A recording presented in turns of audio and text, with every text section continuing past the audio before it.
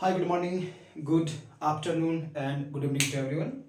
This is Vijay Kumar standing in front of you to present an interesting chapter, that is what is democracy, why democracy.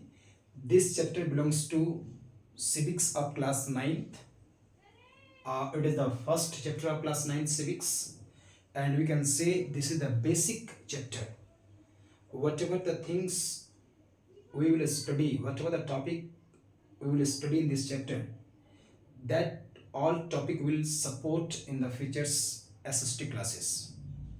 मेरे दोस्त, ये जो class समझ ले रहे हैं एक बेसिक क्लास SST का, और इसी क्लास के माध्यम से हम लोग आगे की SST के क्लास को समझने का प्रयास या कोशिश करेंगे। बिकॉज जितने भी चैप्टर्स होंगे क्लास 9th to 12 के सिविक्स का, दैट मीन्स पॉलिटिकल साइंस का, वो सारे चैप्टर कहीं ना कहीं इसी चैप्टर से बेस्ड है। ये बेसिक क्लासेस हैं। तो चलिए हम लोग स्टार्ट करते हैं। आज के चैप्टर का नाम है what is democracy, why democracy. That means the very first, what is democracy means what are the needs of democracy, why democracy is important for every country, for every nations. Is democracy important? If it is important, then why? What is the reason behind it? There are many questions arising in our mind.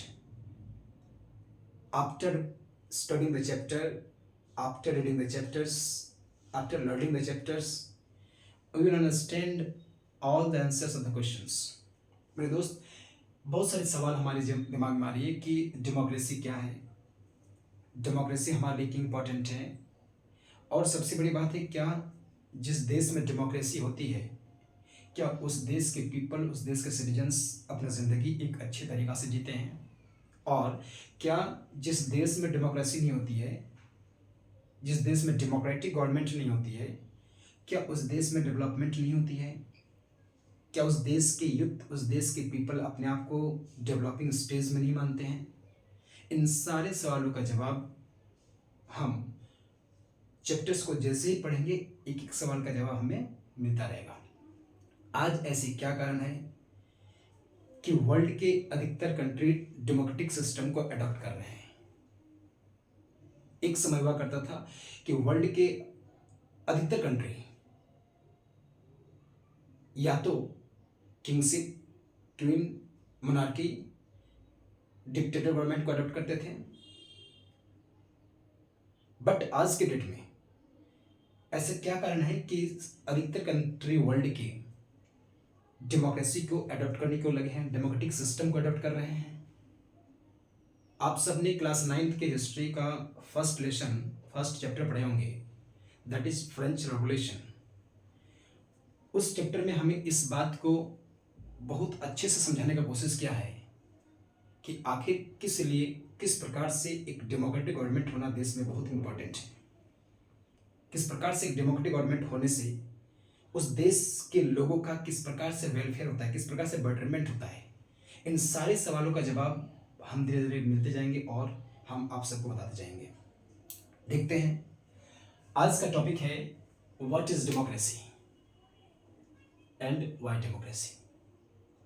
हम इस chapter को दो part में बांटे हैं, part 1 and part 2। Total मिला के 9 topics हैं इस चैप्टर में। फर्स्ट पार्ट में मैंने आप सबके सामने 5 टॉपिक को प्रेजेंट करने की कोशिश किया है, और जो सेकेंड पार्ट होगा इस चैप्टर का, उसमें मैंने 4 रिमेनिंग टॉपिक को डिस्कस कर दूंगा आप सबके सामने। तो सबसे पहले टॉपिक है व्हाट इज डेमोक्रेसी, डेमोक्रेसी क्या है। सेकेंड है features of democracy. Third topic है major decisions by elected leaders. Fourth है free and fair electoral competition, and the last one is 1 person 1 vote and 1 value. तो सबसे पहले हम आज डिस्कस करते हैं कि डेमोक्रेसी का मतलब क्या होता है, डेमोक्रेसी का सही वर्ड क्या है, सही मीनिंग क्या है, सही स्टेटमेंट क्या है। हम सब क्लास 6, 7, 8 इन सारे क्लासेस में डेमोक्रेटिक और डेमोक्रेसी वर्ड के बारे में जरूर पढ़े होंगे आप सब, बट क्या उस वक्त आप डेमोक्रेटिक वर्ड का सही स्टेटमेंट, सही मीनिंग, सही अंडरस्टैंडिंग, मतलब समझ में आई आपको? मैं दोस्त, डेमोक्रेसी एक सिस्टम ऑफ गवर्नमेंट है. It is a system of government in which elected or representative are elected by the people. A representative are elected by the people. Democracy is a form of government in which leaders are elected by the people. इसके एक नहीं बहुत सारे statement है, बहुत सारे इसके definitions हैं. जो डेफिनेशन आपको अच्छा लगे आप उसी डेफिनेशन को अपने एग्जाम में लिखने की कोशिश करें. डेमोक्रेसी क्या है? एक ऐसे सिस्टम ऑफ गवर्नमेंट है जिस सिस्टम ऑफ गवर्नमेंट को इस देश के लोगों के द्वारा इलेक्ट किया जाता है. जैसे इसको समझने के लिए हम एक क्लासरूम का एग्जांपल लेते हैं. आपके क्लासरूम में मान लीजिए कि मॉनिटर का सिलेक्शंस या मॉनिटर का इलेक्शंस बाय वोटिंग के माध्यम से होगा. आपके क्लासरूम में 30 बच्चे 30 स्टूडेंट्स बैठे हुए हैं. उन 30 स्टूडेंट्स को ये डिसाइड करना होगा कि who will be the class monitor of your class.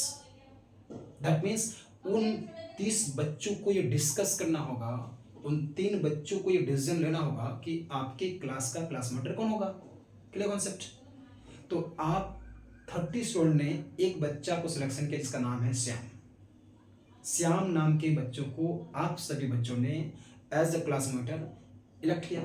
बिल्कुल उसी प्रकार जिस प्रकार से क्लास में एक क्लास मॉनिटर को आप सभी स्टूडेंट्स के द्वारा इलेक्ट किया जाता है, आप सभी बच्चों के द्वारा चुना जाता है, उसी प्रकार से आप अपने देश के रूलर्स को, आप अपने देश के रिप्रेजेंटेटिव को इलेक्ट करते हो. किन सिस्टम के माध्यम से? इस डेमोक्रेटिक सिस्टम के माध्यम से. जिन कंट्री में भी डेमोक्रेटिक सिस्टम की परंपरा है उन सारे कंट्री में उन कंट्री के जो लीडर्स होते हैं, दैट मीन्स द रिप्रेजेंटेटिव होते हैं, उन रिप्रेजेंटेटिव को इलेक्ट करने की जो पावर होती है, जो राइट्स होती है, दैट इज अ पीपल, वो लोगों के पास है. तो आप ये कॉन्सेप्ट समझ में आ गया आप सबको? यस नो बोलिए फटाफट, फिर हम आगे बढ़ेंगे. देखिए नेक्स्ट आपका टॉपिक क्या है? नेक्स्ट टॉपिक आपका है फीचर्स ऑफ डेमोक्रेसी. मैं एक एक पॉइंट्स आपके सामने रख रहा हूं और सारे पॉइंट्स को आप लोग समझने की कोशिश करें. आपको नोट्स चाहिए तो मैं व्हाट्सएप नंबर दे दूंगा या मैं अपने मेल दे दूंगा, उसमें मैं आप सभी को नोट्स भेज दूंगा. फीचर्स ऑफ डेमोक्रेसी बात करते हैं. फीचर्स देखिए, आप ये मोबाइल लिए है ना, सबके पास मोबाइल होगा. फीचर्स का मतलब क्या होता है कि इस मोबाइल की क्या क्या सिस्टम है, इस मोबाइल में क्या क्या क्वालिटीज़ हैं, हम उसे बोलते हैं फीचर्स. जिसमें आप मोबाइल लेने जाते हैं तो आप इसके कैमरा पर बात करते हैं, आप इसके वीडियो क्वालिटी पर बात करते हैं, आप इसके रैम पर बात करते हैं. उसी प्रकार से फीचर्स होता है डेमोक्रेसी का. डेमोक्रेसी का भी अपना एक फीचर्स है. तो सबसे पहला कि डेमोक्रेसी में क्या क्या फीचर्स होते हैं, मतलब जिस कंट्री में डेमोक्रेटिक गवर्नमेंट होगी उन कंट्री में क्या क्या फीचर्स होंगे. सबसे पहला, the rulers are elected by the people. मेरे दोस्त, जिस भी कंट्री में डेमोक्रेसी है उस कंट्री का सबसे पहला, डेमोक्रेसी का सबसे पहला फीचर्स क्या है? मैंने कहा कि उस देश के लीडर को, उस देश के रूलर को तो जो गवर्नमेंट को चलाता है, जो देश चलाता है, गवर्नमेंट रन करता है, सीएम हो गए, पीएम हो गए, एमपीज हो गए, एमएलएज हो गए, एमएलसीज हो गए, ठीक है ना. इन लोगों को बोलेंगे हम लोग इलेक्टेड रिप्रेजेंटेटिव्स, या तो रूलर्स को आप बोल सकते हैं, रूलिंग पार्टी का. सभी को नहीं, रूलिंग पार्टी का. क्लियर? मतलब फर्स्ट डेफिनेशन क्या है, फर्स्ट फीचर क्या है? Rulers are elected by the people. जिस कंट्री में डेमोक्रेटिक गवर्नमेंट होगा उन कंट्री के रूलर्स को इस देश के लोगों के द्वारा, इस देश के एडल्ट सिटीजन्स के द्वारा ही इलेक्ट किया जाएगा. Number 2, free and fair electoral competition will be. That means जिस देश में डेमोक्रेसी रहेगी उसका सेकंड सबसे बड़ी फीचर क्या है? उसकी सेकंड सबसे बड़ी फीचर यह है कि इलेक्शंस की जो प्रोसेस होगी वो एकदम फ्री और फेयर होना चाहिए. सर ये फ्री और फेयर का मतलब क्या होता है मैं आगे ही बात करूंगा, और मैं अभी बता दे रहा हूं आपको. जैसे आप अपने क्लासरूम में एग्जाम देते हो, आप सबकी एग्जाम होती है, प्रीडिक्ट टेस्ट 1 होती है, हाफ ईयरली होती है, प्रीलिमिनरी टेस्ट 2 होती है, फाइनल एग्जामिनेशन होती है, मंडे टेस्ट होती है, क्लास टेस्ट होती है, वीकली टेस्ट होती है, मंथली टेस्ट होती है। सभी स्कूल में, क्लासेस में, ट्यूशंस में, है ना, टेस्ट होती है। तो टेस्ट किस प्रकार से होता है? आपके टीचर्स आपको क्वेश्चंस देते हैं और आप उन क्वेश्चंस का आंसर काफ़ी ईमानदारी से लिखने की कोशिश करते हैं। या सुनो, दैट मीन्स किसी प्रकार की चीटिंग क्लासरूम में ना हो। अब आप लोग बोलेंगे कि सर हम लोग तो चीटिंग करते हैं, तो आप तो महान हो, आपकी बात अलग है। लेकिन मैं जनरली बात क्या करता हूँ, रूल्स क्या कहता है कि अगर क्लासरूम में आप एग्ज़ाम दे रहे हो तो आपकी एग्जामिनेशन फ्री और फेयर होना चाहिए। दैट मीन्स आप अपने से जितने, अगर 40 स्टूडेंट्स क्लासरूम में हैं तो 40 स्टूडेंट्स अपने माइंड का यूज़ करके, अपने दिमाग का यूज़ करके, अपने एबिलिटी का यूज़ करके, अपने क्षमता का यूज़ करके उन आंसर को लिखने के प्रयास करें। हम बगल वाला से, आगे वाले से या तो पीछे वाले से किसी से भी सवाल या तो आंसर देने की कोशिश ना करें। और ऐसे एग्जामिनेशन जो सभी बच्चे अपने दिमाग से बिना चीटिंग के भी एग्ज़ाम को देते हैं, उससे हम फ्री फेयर एग्जामिनेशन बोलते हैं, राइट। उसी प्रकार से देश में चुनाव होता है, इलेक्शन होता है, आप सबको पता है 24 में फिर इलेक्शन आने वाले कंट्री में। तो इलेक्शंस में किसी प्रकार की चीटिंग ना हो। दैट मीन्स वोट के लिए आप मसल्स पावर ना करें यूज़, वोटिंग के लिए आप मनी का यूज़ ना करें। सिस्टम क्या होता है कि इसको बोलने में मुझे कोई प्रॉब्लम नहीं है, मैं ये बहुत ईमानदारी के साथ ये बोलना चाहता हूँ कि इस देश में इलेक्शन जीतने के लिए पैसे का यूज काफ़ी होता है। हमारे कॉन्स्टिट्यूशन में इस बात का जिक्र किया गया है कि election must be free fair. लेकिन मैं पूरी ईमानदारी से कह रहा हूँ कि सभी जगह पे, मैं ये नहीं कहता हर जगह पे, लेकिन कुछ कुछ जगह ऐसे हैं जहाँ पर सिर्फ और सिर्फ मसल्स पावर या तो मनी पावर के दम पर ही इलेक्शन जीता जाता है।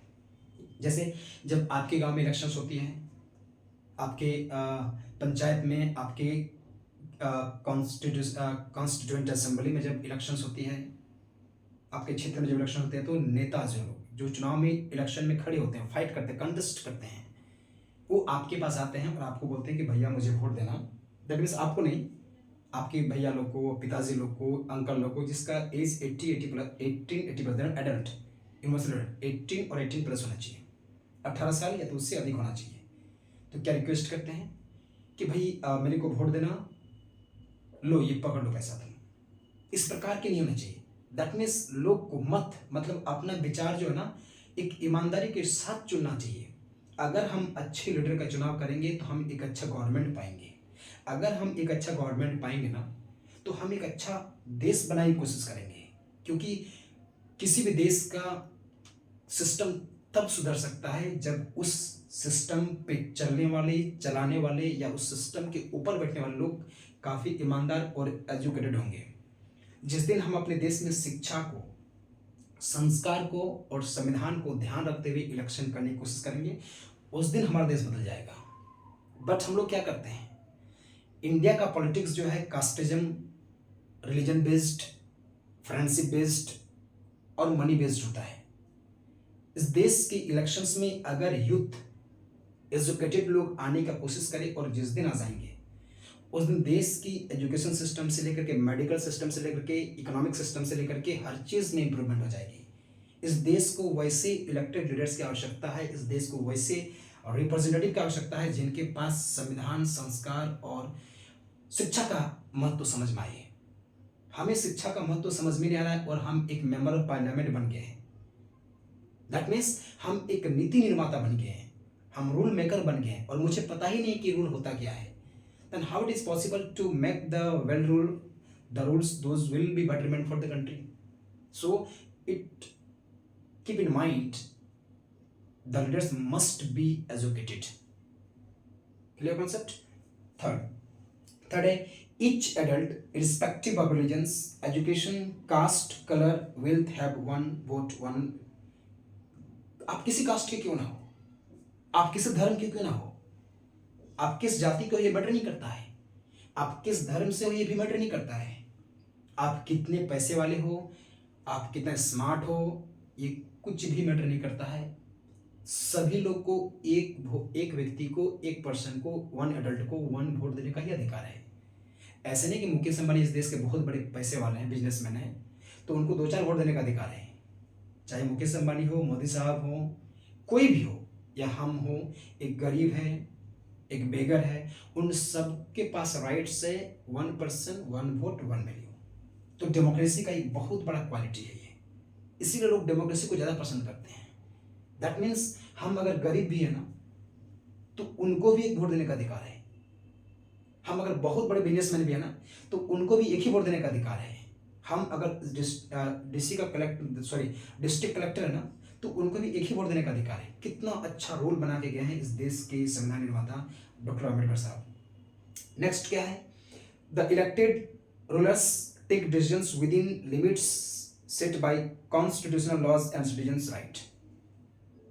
दैट मीन्स इस देश के जो इलेक्टेड लीडर्स हैं, उन इलेक्टेड लीडर्स के पास ही राइट्स होता है कि वो देश के लिए, अपने सिटीजन्स के लिए, अपने देश का बेटरमेंट के लिए, अपने देश के डेवलपमेंट के लिए, अपने देश के पीपल के सिक्योरिटी के लिए, वेलफेयर के लिए रूल्स बनाए हैं। जो भी रूल हमारे देश में बनती है, वो सारे रूल कौन बनाते हैं? Elected leaders, elected representatives.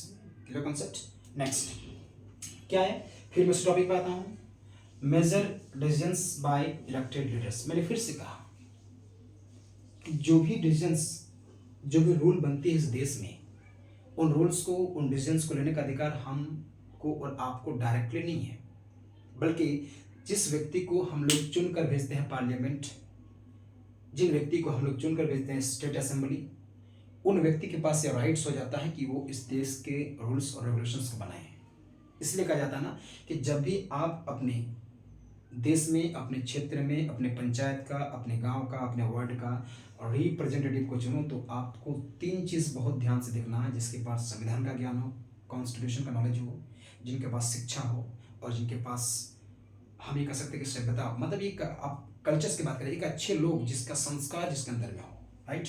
Next क्या है, फिर से मैंने ये बात की आपके सामने, free and fair electoral competitions, ये भी मैंने डिस्कस कर दिया। 1 पर्सन 1 वोट 1 वैल्यू, मैंने ये भी डिस्कस कर दिया। तो दैट मीन्स हमने आप सबको इन सारे टॉपिक के बारे में डिस्कस कर दिया। अब सेकेंड वीडियो में लेकर आऊँगा, उसमें इस चैप्टर को ख़त्म करेंगे।